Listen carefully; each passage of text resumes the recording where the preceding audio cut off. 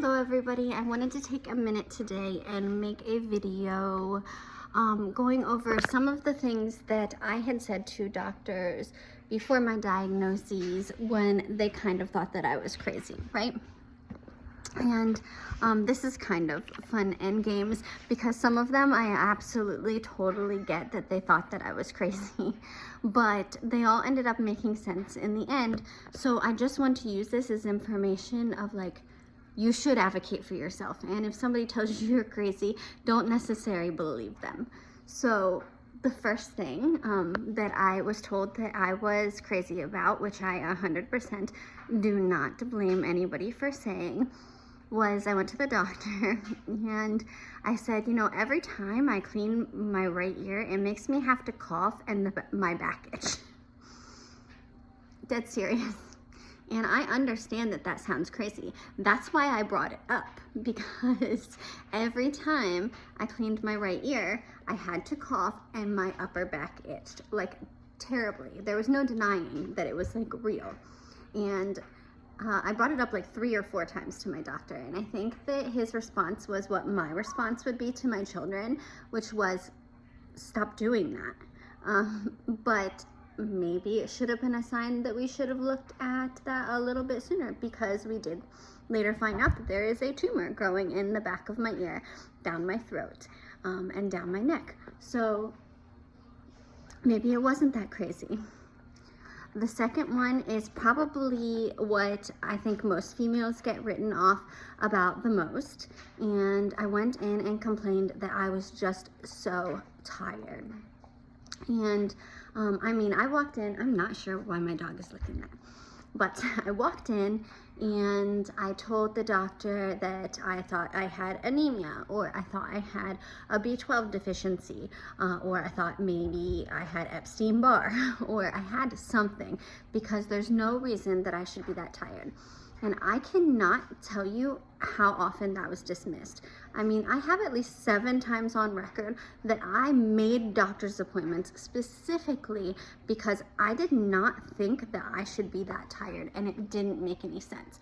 And every single time the doctor said to me something like, well, of course you're tired, you're working 2 jobs. Of course you're tired, you're a grad student and you work full time. Of course you're tired, you have children. Of course you're tired, and gave me any type of a reasoning. And over again, I heard this statement: if it was a medical issue, you wouldn't be able to do the things that you do. That is so upsetting, because that's simply not true.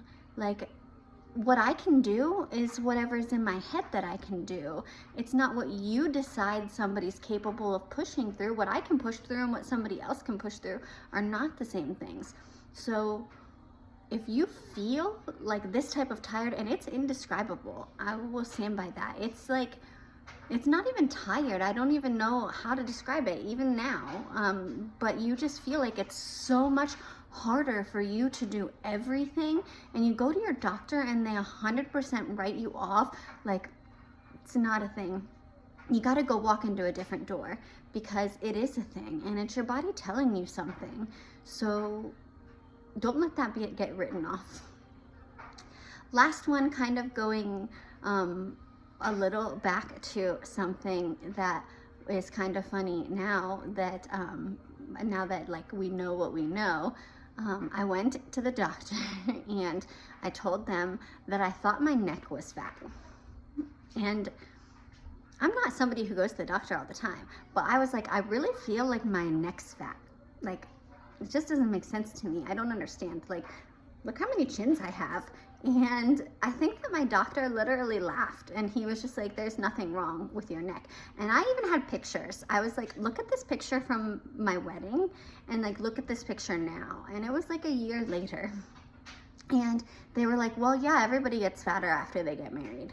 And I was like, but I'm not fatter, number 1. And number 2, what? But those things were put out there, and every single time they were dismissed, and every single time it was for a reason. And I understand that you write them off, but if you know it's not right, you should be advocating for yourself. So back to my final example, and this is just a newer one, and this one, the difference is I went in knowing to advocate for myself. So back then when I started bringing up those issues, I mean, I was new to this journey. I didn't work in the medical profession. I hadn't been to grad school. So I didn't know the value of advocating as much as I do now, and how much you need to advocate for yourself. Today I do, and that's the difference between what happened here and what happened then. So I spoke to my doctor and I said, every single time I get dehydrated or I get sick, my kidneys hurt. And he said, you're just getting too dehydrated, you need to drink more water, or maybe you have like forming kidney stones. Didn't do a test. He was like, is it painful? And I was like, it's like this absolutely terrible ache that makes me want to scream at the top of my lungs. And he was like, well, you're probably just dehydrated and your kidneys are working too hard. Just don't get dehydrated. Make sure you drink lots of water. It's okay. It's not a big deal. Maybe it's a complication of the radiation, and all of these other things, right? Well, finally, I advocated enough to get myself a PET scan and do a scan of my whole body. And I have another tumor there. Like, so why would that, like, I already have a brain tumor. I'm already weird enough. Why would that be something that's so dismissed for so long? And if I hadn't pushed and hadn't advocated, would I even have found that out? So that's just the medical world that we're living in today.